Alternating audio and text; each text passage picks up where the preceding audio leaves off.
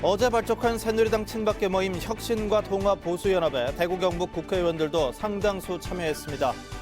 동대구 복합환승센터가 안내시설도 엉망인데다 홍보도 제대로 되지 않아 너무 성급하게 개장했다는 지적을 받고 있습니다. 경주에서 최근 2달여 만에 규모 3.0이 넘는 여진이 발생하면서 이번 지진이 과연 언제 끝날지를 두고 전망이 엇갈리고 있습니다. 경북의 한 전문대학이 차별화된 수업으로 원하는 양질의 직장에 취업시키고 있어 관심을 끌고 있습니다. 여러분 안녕하십니까? 12월 14일 수요일 아침 대구 MBC 뉴스투데이입니다. 온화한 날씨가 이어졌던 어제와는 달리 오늘 낮부터는 한기가 밀려와서 본격적인 겨울 추위가 시작되겠습니다. 경북 북동 산간과 동해안에는 많은 눈이 예보되면서 대설주의보도 내려지겠는데요. 자세한 날씨 이시정 기상캐스터입니다. 네, 밤사이 경북 동해안을 중심으로 비가 내린 가운데 일부 약하게 눈이 날리는 곳도 있었는데요. 앞으로 대구와 경북 내륙 지역에는 5mm 안팎의 비 또는 눈과 비가 섞인 진눈깨비가 내릴 가능성이 있겠고요. 눈으로 내린다면 최고 5cm 정도 쌓이기도 하겠습니다. 또 기온이 낮은 경북 북동 산간 지역과 경북 북부 동해안을 중심으로는 10cm 이상의 눈이 내리겠고 많은 곳은 20cm 이상 쌓이기도 하겠습니다. 이에 따라 오늘 오전에 경북 북동 산간 지역을 중심으로는 대설 예비특보가 내려질 가능성이 있겠습니다. 이 지역에 계신 분들은 시설물 관리 철저히 하셔야겠습니다. 또 오늘부터 사나흘 정도는 본격 겨울 추위가 시작이 되겠습니다. 오늘 낮 기온은 어제보다 절반가량 떨어진 5도 선에 머물겠고요. 모레 아침 기온은 영하 5도까지 떨어지면서 올겨울 들어 가장 춥겠습니다. 이번 추위는 토요일 오전까지 이어지다가 낮부터 차츰 누그러질 것으로 전망됩니다. 날씨 정보였습니다. 박근혜 대통령 탄핵안 가결 이후 새누리당의 분열 양상이 가속화되고 있는 가운데 국회에서는 친박계가 주축인 혁신과 통합보수연합이 출범식을 가졌습니다. 지역에서는 13명의 의원이 모임에 합류했습니다. 한태현 기자가 보도합니다. 새누리당 친박계가 주축인 혁신과 통합보수연합은 국회에서 창립총회를 열고 김관영 경북도지사를 비롯해 정가윤 의원, 이인재 전 의원을 공동대표로 추대했습니다. 이들은 위기 앞에 국민과 당을 분열시키는 배신의 정치, 분열의 행태를 타파하고 국민과 당원이 주인이 되는 재창당 수준의 보수정당을 만들겠다고 밝혔습니다.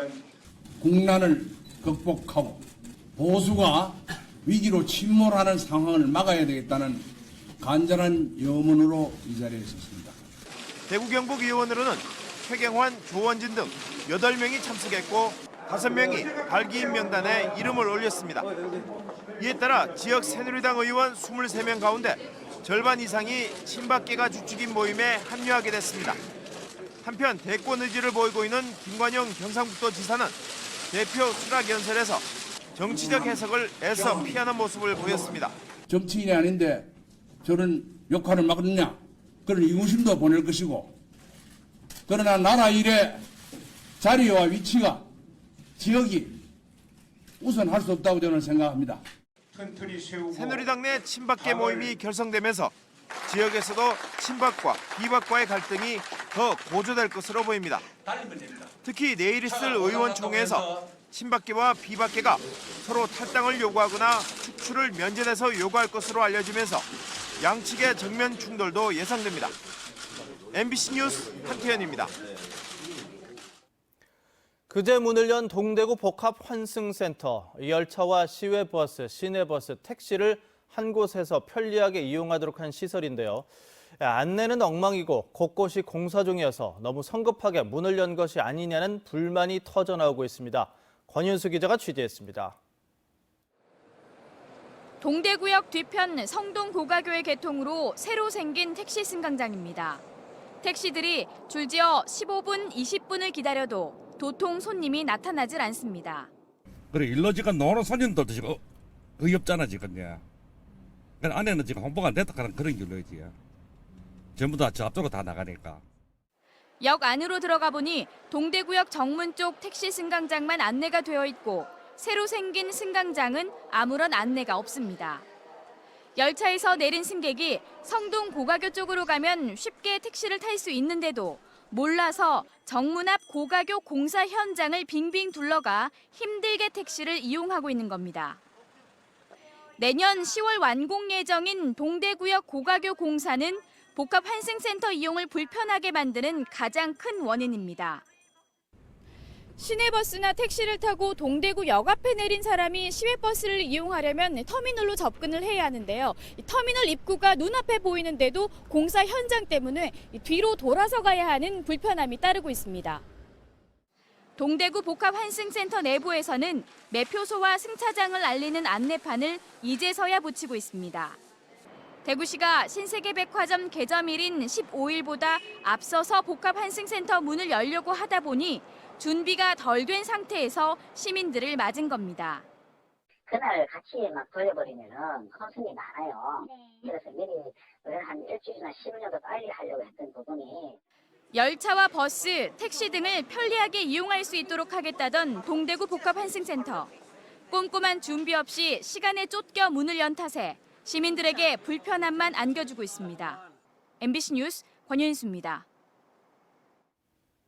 이렇게 대구시가 제대로 된 준비도 홍보도 없이 복합 환승센터 문을 연 탓에 시민들만 불편을 겪고 있습니다. 기존 터미널로 버스를 타러 갔다가 허탕치는 승객들도 많았습니다. 양관희 기자가 보도합니다. 어제 오후 대구 동부시의 버스터미널. 버스를 타러 왔다가 허탕을 치고 허겁지겁 발길을 돌립니다. 아이고 전혀 몰라. 딱 시간 맞춰 경주 도착하는 시간에 맞춰 왔는데 출근할 시간인데 이러면 큰일 났다. 대합실 내부에는 터미널이 바뀌었다는 안내장 하나 붙어있지 않고 안내해주는 사람도 없습니다. 대구시가 동대구 복합 환승센터 문을 연다며 각 언론사로 보도자료를 보내온 것은 개장을 겨우 닷새 앞둔 지난 7일. 닷새 사이 신문 방송을 접하지 못하는 사람들은 터미널이 바뀐다는 소식을 알 수가 없습니다. 대구시가 지난달 말 대구 시내 모든 가구에 환승센터와 백화점 개점 소식을 알리는 홍보물을 보내겠다고 했지만 받아봤다는 사람들은 거의 없습니다. 동에서 이제 각 통장들 통해가지고 통장한테까지는 다 갔고요. 진짜로. 그래서 이제 어제부터 또 이제 통장님이 각 세대별로 아파트 관리실이나 이제 주택 있는 데는 각 주택마다 지금 돌릴 거거든요. 모든 시민들이 이용하는 대중교통 시설 홍보를 대구시가 너무 안이하게 대처했다는 비난을 피하기 힘들어 보입니다. MBC 뉴스 양관입니다. 경주에서 최근 2달여 만에 규모 3.0이 넘는 여진이 발생하면서 이번 지진이 과연 언제 끝날지 걱정하시는 분들이 많은데요. 지진연구센터는 더 큰 지진은 없을 것이라고 밝혔지만 일부 전문가는 다른 전망을 내놓고 있습니다. 김형일 기자가 보도합니다. 이번에 발생한 지진 규모는 3.3. 경주는 물론 인근 울산과 포항에서도 진동이 감지됐고 경주 시민들은 또 한 번 놀랐습니다. 갑자기 또다시 3이 넘는 지진이 발생하니까 너무 많이 놀랐습니다. 게다가 저희 또 아이들이 있다 보니까 너무 무서워서 밤 9시까지 밖에서 돌다가 집으로 들어갔거든요. 또 앞으로 또 이런 지진이 또 발생할지 모르니까. 진앙지는 경주시 남남서쪽 9km 지점으로 지난 9월 강진의 여진으로 분석됐습니다. 특히 점차 소멸 단계로 보여지던 여진이 이달 들어 불과 12일 만에 6번이나 잇따라 집중적으로 발생하고 있습니다. 이번처럼 규모 3.0을 넘는 지진은 지난 10월 10일 이후 63일 만에 처음 있는 일입니다. 지진연구센터는 여진이 이례적으로 540여 차례에 걸쳐 오랫동안 지속되고 있지만 9.12 강진의 응력이 해소되고 있는 과정이라고 밝혔습니다. 그 안에 큰 지진이 발생할 만한 단층면들은 그 지금 지진이 발생한 부분에서는 이미 다 파쇄가 됐거든요. 추가적으로 규모 5점대의 지진이 발생할 가능성은 상당히 희박하다고 보시면 됩니다. 하지만 반대의 주장도 제기되고 있습니다. 2달 만에 규모 3을 넘는 여진이 발생한 만큼 인접한 더 큰 활성단층에 영향을 미칠 경우 규모 6 이상의 강진도 언제든지 발생할 수 있다는 겁니다. 계속 여진들이 만약에 발생한다 그러면 그런 미소 지진이 또 이어지면 더 큰 지진을 이제 건드릴 수가 있거든요, 단층들을. 5.8이 좀 더 큰 지진, 6 넘어가는 지진의 어떤 전진처럼 될 수도 있는 거거든요. 유례없는 강진과 함께 끝을 알 수 없는 여진이 이어지면서 시민들의 불안감을 줄일 수 있는 정부 차원의 대책이 시급합니다. MBC 뉴스 김형일입니다. 대구시가 광역자치단체 가운데 처음으로 성매매 집결지 여성들의 자활을 돕기 위한 조례를 만들었습니다. 효과를 거둘 수 있을지 주목됩니다. 김은혜 기자입니다. 대구 지역 성매매 집결지인 일명 자갈마당. 성매매 방지법이 시행된 지 10여 년째. 지난 2014년부터는 자갈마당 폐쇄를 위해 대구시와 중구청이 전담팀을 꾸리기도 했지만 여전히 30여 곳의 업소가 영업 중입니다. 인근에 아파트와 문화시설이 들어서며 민원이 끊이지 않는 가운데 대구시가 광역자치단체 가운데 처음으로 성매매 피해자 등의 자활 지원 조례를 만들어 내년부터 시행합니다. 조례는 성매매 피해 여성을 위한 생계, 직업훈련비 등의 지원과 자립지원시설 운영 등에 대한 내용을 담고 있습니다. 성매매 직결지 정비 사업을 진행하는 과정에서 소외될 수 있는 성매매 여성들의 생활 안정과 이직을 돕겠다는 취지입니다. 그분들도 이 사회의 주체임을 인정하는 데 의미가 있는 것 같고요. 그 다음으로는 성매매라는 것이 개인의 문제가 아니라 이 사회의 문제이잖아요. 그래서 우리가 함께 해결한다는 데 있어서 이 조례가 의미가 있다고 생각합니다. 그동안 자갈마당 폐쇄를 촉구해온 시민단체들은 조례 시행과 함께 여성 인권을 존중하고 이들을 배려하는 도시 환경 정비도 필요하다고 주장하고 있습니다. 대구시는 예산만 투입될 뿐 성매매 종사자들이 다른 지역으로 이동하는 등의 부작용도 대비하고 있습니다. 수차례에 걸친 그분들의 의지를 담은 어떤 그런 상담 절차를 거칠 것이며 그 상담 후에 그분들 지속적으로 직업훈련에 동참할 의사를 명확히 할 때에 저희들이 생계비와 주거 지원비가 아마 지원될 것을 예상입니다. 광역자치단체 가운데 최초로 시행되는 성매매 여성 자활 지원을 위한 조례가 성매매 집결지 자갈마당 정비와 폐쇄에 어떤 효과를 줄 수 있을지 관심이 쏠리고 있습니다. MBC 뉴스 김은혜입니다. 영덕 장사 상륙작전의 상륙함인 문산호 복원선체의 일부가 뒤틀려서 복원사업에 차질을 빚고 있습니다. 324억 원이 투입됐는데 설계 부실로 파도를 받는 선미 부분에 철강제를 적게 쓴 것으로 밝혀졌습니다. 김기영 기자가 보도합니다. 인천 상륙작전 성공의 숨은 주역 문산호 복원 사업은 2011년 시작돼 2년 전 완공 예정이었습니다. 하지만 배 뒷부분이 휘어져 내부에 금이 가고 안전에 이상이 생겨 공사가 전면 중단돼 있습니다. 영덕군은 지난 9월 한국강구조학회에 문산호 손상 원인 분석 용역을 맡겼습니다. 용역 결과 선미 부분의 가로와 세로 보강재의 간격이 넓어 설계 기준을 만족하지 못했고 철강재 두께도 얇은 것으로 드러났습니다. 이에 따라 가로 보강재는 철판을 덧댄 후 60cm로 세로 보강재는 간격을 1.6m로 촘촘하게 재설치하면 설계 기준 5.6m 파도에 견디는 것으로 진단됐습니다. 보강재의 개수가 너무 부족했고 양쪽 방향으로 다 보강재 사이즈가 너무 작았고 그게 주요 원인입니다. 100억 원을 들여 추가 방파제 설치를 고심하던 영덕군은 의외로 비용과 시간이 들지 않아 안도하고 있습니다. 처음에는 막막했습니다. 그러나 설계 용역 결과가 설계 기준에 부합하지 않는 걸로 용역 결과가 나왔습니다. 그래서 저희들은 설계사와 감리사에게 용역 결과를 통보하고 나머지 행정 조치를 취할 계획입니다. 하지만 324억 원이 투입된 문산호의 완공은 여전히 불투명합니다. 영덕군과 시공업체가 부실 책임을 놓고 법적 공방을 벌이고 있어 문산호 개관은 쉽지 않을 전망입니다. 영덕군은 공사 지연에 따른 배상금 청구 소송을, 시공사는 공사 대금을 달라는 소송을 각각 제기했는데 소송이 끝나야 개관이 가능합니다. MBC 뉴스 김기영입니다. 대학 졸업생들의 취업난은 어제 오늘의 일이 아닌데요. 지역의 한 전문대학이 차별화된 수업으로 양질의 직장의 학생들을 취업시키면서 4년제 대학 졸업생까지 다시 찾고 있어 관심을 끌고 있습니다. 조동진 기자입니다. 안동 가톨릭 상지대 철도 운전 시스템과 수업이 한창입니다. 일방식 강의가 아니라 입구자 행투로 앉아 한 명이 의견을 말한 뒤 무작위로 다음 사람을 지명하는 형식으로 진행하고 있습니다. 이렇게 조별 토론식으로 진행하면 언제 지목될지 몰라 집중도가 높아질 수밖에 없습니다.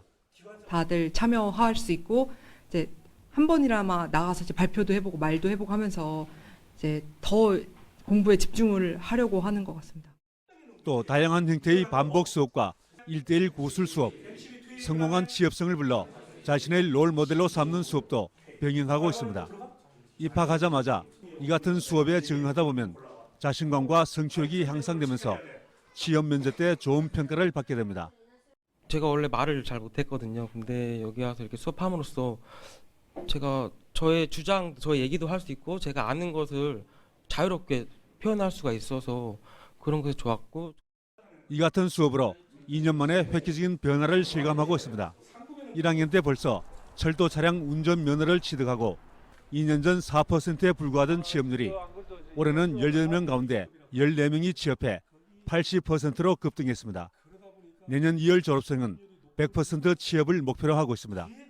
할 수 있다는 자신감을 심어줘야 되겠다는 생각하에 같이 한번 해보자. 정말로 아침 7시 한 반 정도만 출근해서 저녁 10시까지 학생들하고 부딪혔지요. 내가 한번 몸소 앞에서 실천을 하니까 아이들이 따라오게 되더라고요.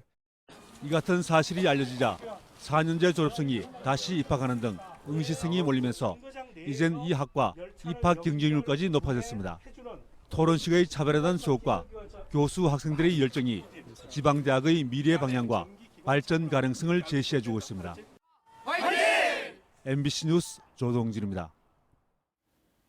우리나라 3대 살인미술관 가운데 하나로 일제강점기 때 간송 전형필 선생이 문화재 유출을 막기 위해 만든 미술관이 바로 간송미술관인데요. 이 간송미술관이 대구에 문을 엽니다. 훈민정음과 미인도를 포함해서 국보와 보물 만여 점을 보유하고 있어 지역의 문화계가 큰 기대를 걸고 있습니다. 서관 기자가 보도합니다. 치열한 유치전을 벌여온 간송미술관의 대구 건립이 결정됐습니다. 간송미술관은 일제강점기 때 간송 전형필 선생이 문화재 유출을 막기 위해 전 재산을 들여 만든 근대 첫 살인미술관입니다. 그동안 보존과 연구 중심이었던 서울 간송미술관과 달리 대구에서는 전시와 교육을 중심으로 운영할 방침입니다. 교육을 아무래도 더 중심으로 해서 특히 이제 어린이들과 이런 청소년들을 대상으로 해서 좀 다양한 프로그램을 통해서 그런 우리 문화의 아름다움을 널리 알릴 그런 생각입니다. 훈민정음과 신윤복의 미인도, 김홍도의 마상청행 등 국보와 보물 등 만여 점을 보유하고 있어 지역 문화예술계의 기대도 큽니다. 간송 선생의 고미술과 대구가 근현대 한국 미술의 중심지고 태동지였는데 대구 미술이 한국 미술의 중심 역할도 앞으로 하지 않겠나. 대구는 국채보상운동을 시작한 곳으로 일제강점기 문화재를 지킨 간송의 정신과도 맞닿아 있습니다. 우리 한국인의 정서와 자긍심을 담고 있는 소중한 문화재가 세계로 알려지고 또 미래 세대에게 전해지는 제2의 문화보국이 대구에서 실현될 수 있도록. 간송미술관은 대구미술관 바로 옆에 오는 2021년 상반기 개관을 목표로 지하 1층, 지상 3층 규모로 건립될 예정입니다. MBC 뉴스 서건입니다. 새누리당 친박계와 비박계의 갈등이 고조되고 있는 가운데 친박 주류 지도부가 유승민 의원의 출당 작업을 본격화할 태세여서 양 계파 갈등이 더 심화될 것으로 예상됩니다. 새누리당 친박계 핵심 의원들은 해당 행위를 한 비박계 의원들은 더 이상 당에 남아있어서는 안 되고 김무성, 유승민 의원은 출당 조치한다는 계획을 세우고 있다고 밝혔습니다. 하지만 유승민 의원은 당에 남아 쇄신을 주도하겠다는 생각인 것으로 알려져 친박 지도부가 강제로 출당을 추진할 경우 당내 갈등이 더욱 심화될 것으로 보입니다. 프로축구 대구FC 선수단이 지난달 화재로 큰 피해를 입은 서문시장 4지구 상인들을 돕기 위해 성금 1,000만 원을 전달했습니다. 성금 모금에 앞장선 주장 박태웅 선수는 훈련으로 직접 복구에는 동참하지 못했지만 피해 상인들에게 조금이라도 도움이 됐으면 하는 마음으로 선수단 모두가 기꺼이 성금을 모았다고 밝혔습니다. 한편 대구FC 선수단은 지난 월요일부터 경남 남해에서 국내 전지 훈련을 펼치고 있습니다. 대구 국제공항에 국제선 전기 노선이 잇따라 더 생깁니다. 대구시에 따르면 에어부산이 오늘부터 대구와 중국 사냐를 오가는 정기 노선을 개설하는데 밤 10시 반에 대구를 출발하는 노선을 매주 수요일과 토요일 2번 운항합니다. 또 TA 항공이 내일부터 대구와 필리핀 세부를 오가는 정기 항공기를 새로 띄워 주 5차례 왕복할 예정입니다. 대구시는 국토교통부와의 최종 합의를 통해 서대구 KTX역 건설 기본 설계를 마무리했습니다. 서대구 KTX역은 3층 규모로 철로 위에 역 건물을 짓는 형식으로 대구시의 시조인 독수리가 하늘을 나는 모습을 형상화해 국비 142억 원 등 건설비 570억 원 가량을 들여 짓기로 했습니다. 대구시는 내년도 한국철도시설공단이 실시 설계와 공사를 시작해 오는 2019년 말에 완공한 뒤 2020년 철로를 개통할 예정이라며 서대구 KTX역이 개통되면 동대구역의 혼잡이 많이 개선될 것으로 기대했습니다. 구미시가 어제 환경부가 주관하는 제7회 그린시티 시상식에서 대통령상을 수상하고 대구 경북 지역에서는 최초로 그린시티에 선정됐습니다. 이번 평가에서 구미시는 1000만 그루 나무 심기 운동, 세계 최초 무선 충전 버스 운행 등 아름다운 도시 환경을 조성한 점에서 높은 평가를 받았습니다. 불법 인터넷 도박 사이트 개설에 연루된 프로야구 선수 안지만에게 검찰이 징역 1년 6개월을 구형했습니다. 대구지방법원 제1형사단독 황순현 부장판사 심리로 열린 결심 공판에서 검찰은 피고인은 유명 프로야구 선수로서 해외 원정 도박으로 경찰 수사를 받던 중에 이 사건 범행을 저질렀다며 징역 1년 6개월형을 내려줄 것을 재판부에 요청했습니다.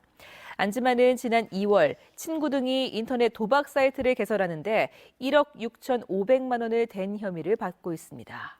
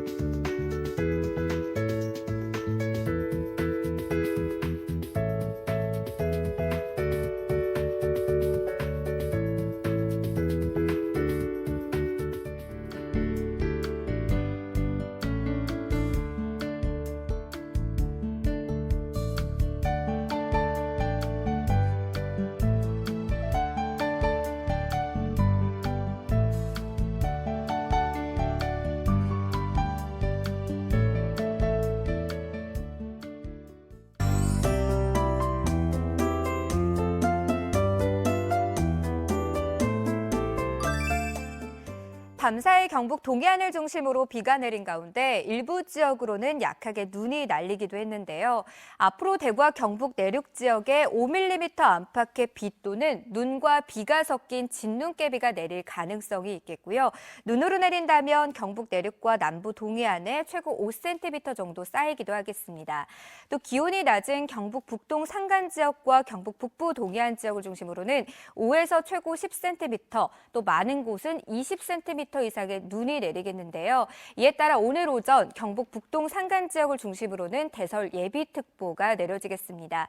이 지역에 계신 분들은 시설물 관리 철저히 하셔야겠습니다. 현재 강원 동해안과 경북 동해안을 중심으로 눈 또는 비가 내리고 있습니다. 자세한 지역별 날씨입니다. 아침 기온은 대부분 영상권으로 대구 5도, 영천 4도로 출발하고 있는데요. 낮 기온은 5도 선에 머물면서 아침과 낮 기온의 차이가 크지 않겠습니다. 경북 남서 내륙 지역의 아침 기온은 영하 2도에서 영상 3도 분포로 시작하고요. 낮 기온은 4도 선에 머물겠습니다. 안동의 현재 기온은 2도, 낮 기온 4도로 어제보다 6도가량 낮겠습니다. 포항의 낮 기온 6도 예상되고요. 바다의 물결은 최고 4m를 일겠습니다. 모레 아침 기온은 대구가 영하 5도까지 뚝 떨어지겠고 이번 추위는 토요일 낮부터 차츰 누그러지겠습니다. 날씨 정보였습니다.